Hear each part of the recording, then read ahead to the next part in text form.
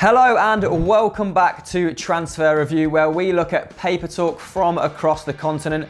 Patrick isn't here today, so I'm joined by the Ginger Maestro, Joe Tomlinson from Football Daily. How's it going, guys? Let's kick it off with a big rumour this week. It is, of course, Blaise Matuidi leaving PSG and potentially joining Juventus. That's according to two Italian media outlets, Corriere dello Sport and Gazzetta dello Sport.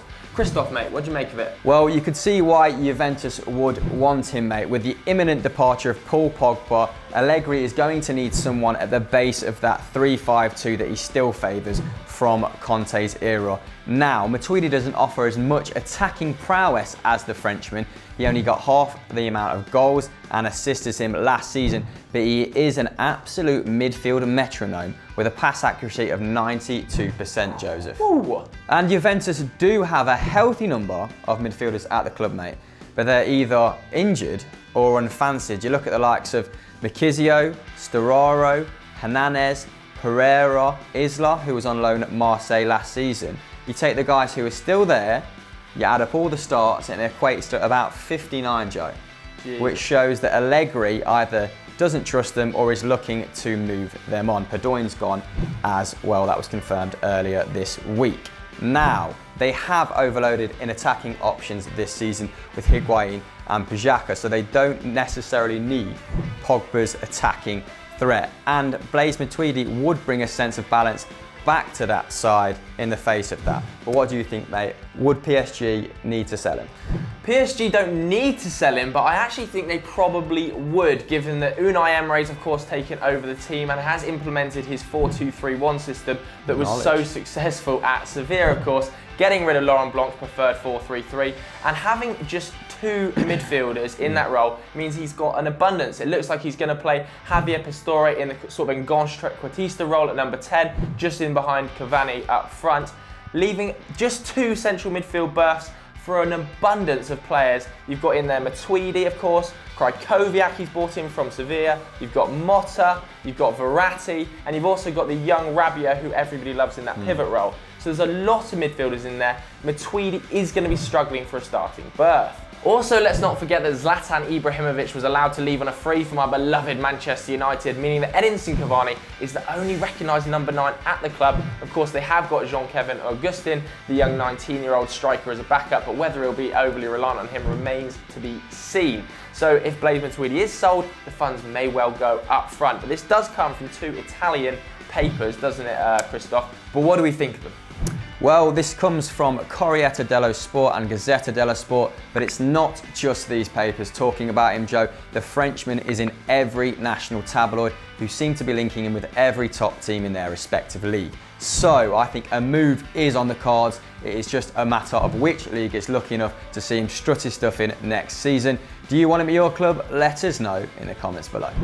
Sticking in Paris, Joe, and our next big transfer rumour is Uruguayan Edison Cavani to Inter from PSG, mate. What do you think? What a load of rubbish is what I think, but nevertheless, let's have a look at some of the facts as to why Inter Milan may well want to buy Edison Cavani. He did, of course, get 25 goals and 5 assists in just 46 appearances last season for PSG. That is better than 1 in 2. Impressive. And of course, we know that PSG fans didn't take to him that much because he missed a lot of chances. Well, PSG fans, apparently he also scored a lot of chances. Inter Milan, of course, also look like they may well lose Mauro Icardi. We've got Wandanara banding about his name left, right and centre to Arsenal and Napoli in a big money move, meaning that Inter Milan may have some cash and may well need a striker. The Argentinian, of course, led the line in Roberto Mancini's 4-3-3 system, actually scored an impressive 16 goals in 34 appearances as well. However, the backup options behind him, should he leave, are Rodrigo Palacio, who is now 34 years old and scored just twice, and Jovetic, who did kind of play in that number 10 role, but may well be forced out wide to accommodate a bigger name striker, and he scored just 6 goals last season. So for me, Inter Milan are going to want a player of Cavani's stature, might well have the money from Icardi's sale. However, why would PSG sell him? It's never going to happen, is it, Christoph? No, and neither does the likes of PSG's sporting director Patrick Kluivert, who has tried to quash rumours earlier this week. And the Uruguayan has played point man in every one of Unai Emery's pre-season games so far in that 4-2 4-2-3-1 system, so it looks like he's going to be essential to the manager's plans next season. Although, if we're going to play devil's advocate, mate, PSG have this week been linked with Jesse Rodriguez. The little Spaniard appears to be out of favour at Real Madrid, Joe, although he did score 5 goals and create 6 assists in just 7 starts last season, which is truly impressive and shows signs of things to come. Zidane used him last season quite frequently, but only as a substitute. He made 21 appearances from the bench, mate, showing that he might just be a bit part player in the Frenchman's future vision for the club. And now Morata has returned from Juventus. That might knock him further down the pecking order. It would, should both deals go through, represent a £22 million profit for PSG. Now, we all know they don't give a shit about money, but the boys who balance the books might in terms of financial fair play. However, this does come from the Daily Mail, so we're dubious to say the least. What do you think of the source, mate? I think the Daily Mail are talking absolute bullshit here. There's an English paper linking a Ligue 1 Uruguayan striker to a Serie A team, and their sources in the article seem a little muddled to say the least. They've also quoted a £42 million fee, which is apparently the same that Mauro Icardi might well be costing any suitor that wants to take him, which is pretty lazy and very ironic. I can't see this move happening at all, and I think the Daily Mail have plucked it out of their arsehole, so we're not sure this is going to happen. Cavani will be staying at PSG. The next man we're going to be looking at is Newcastle's midfield maestro. It's Moussa Sissoko, who could be joining Real Madrid, according to The Sun, Christoph. What do you make of it? Now, the fee being bandied about, mate, is £30 million. No doubt his stock rose in the Euros when he made 6 appearances for France. 4 of those were starts. His energetic displays and his probing ones were very impressive. And now Real Madrid have missed out on Pogba, mate. This may represent okay business, dare I say, at a fourth of the cost. They need cover for Casemiro. That much became obvious at the tail end of last season. Casemiro is the linchpin in that side. He provides balance, and in his absence, they did suffer. But Joseph, oddly enough, the Frenchman has said it's his priority to remain in England, with a potential move to Arsenal still appearing to be on the cards for some strange reason.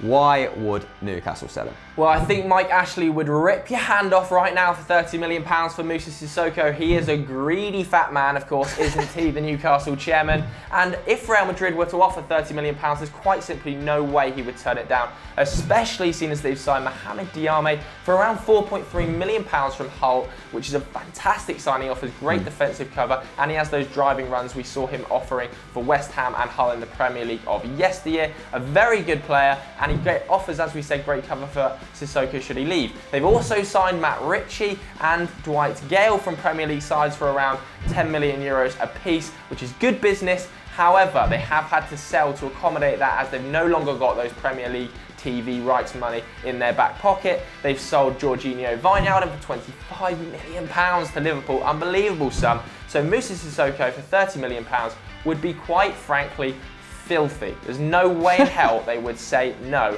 to £30 million for Moussa Sissoko, Christoph. But, what is the source saying on this one? Talk to me. Well, it is The Sun, mate. So, you know, we are still pretty dubious. However, stranger things have happened. Remember when they signed Lassana Diarra from Portsmouth? He did a job for a couple of years. And let's not forget that 6-month loan stint for Julian Faubert from West Ham. This is not beyond Perez in terms of the realms of strangeness. So, although it seems a little bit far-fetched, we can see this one happening, oddly enough. What do you think? Let us know in the comments below. And this brings us to the final part of our show, Joseph.